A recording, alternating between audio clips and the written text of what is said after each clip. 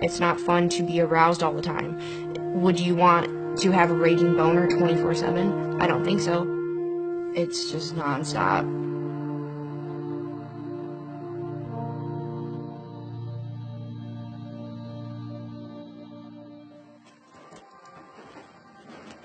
PGAD is persistent genital arousal disorder. Feels like you're about to orgasm and then it never goes away. So it's sharp pains all the way through your legs, all the way through your pelvic. It's just nonstop.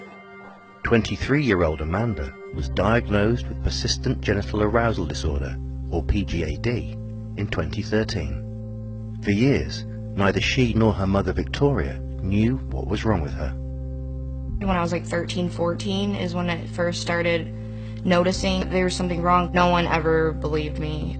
I kept saying, like, I need to have sex, I need to orgasm. Like, when I was 15 to 18 stage, I masturbated way more than a normal teenager would. I first noticed that something was wrong with Amanda when she first became sexually active. She was having sex a lot.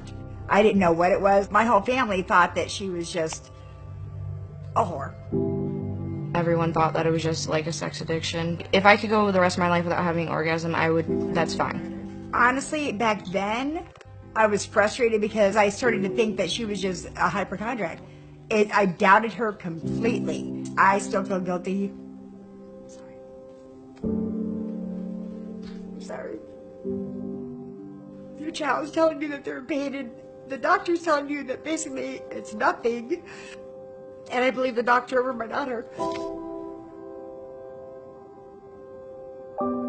Some days I do okay, and then some days I don't want to be around anyone. I don't want anyone to look at me. I don't usually leave my house as is. It was a huge relief when we found out that it was PGAD, because then there was something. There was validation that she's not lying, that she's not making all this stuff up, that she's not a whore, that she's not a sex addict.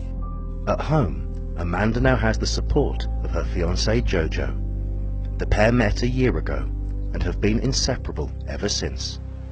He takes care of me on days that I can't move, on days that I'm like having full-on panic attacks because of how much pain I'm in. Relationships are very hard to keep, and with this problem, he never once has judged me. He never made me feel bad about not working or anything like that. When they say love at first sight, it really was. It affects our sex life quite tremendously, actually.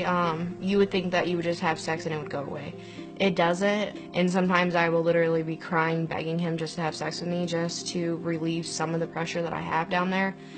And so when you're begging your man for sex, it's kind of difficult, because then it makes you feel like crap, like, oh, why don't you want me, even though you know that's not what it is. I told her, I was like, I don't want sex to feel like a chore. I want it to be something special, which is why we kind of cut back on it. I sit on an ice pack. Sometimes ice doesn't help though, so then I have to go to the heating pad. And then sometimes the heating pad doesn't help, so I have to go back to ice. I have ice inserts that I can stick inside me to help with swelling.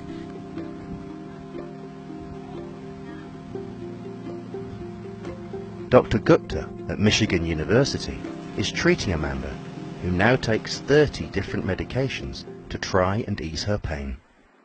Because it's such a rare diagnosis and there's been so little research, we don't know exactly what causes it. We suspect that it's multifactorial from several different issues. I just wish the name was different, because the arousal disorder part makes it sound like you're aroused, like, oh yeah, that's awesome. It's really not fun at all. My whole life would be different if I didn't have this problem. If I wasn't in pain all the time, I might be able to work, I might be able to drive. I want kids in the future. My whole life would be different. I know I would be happier.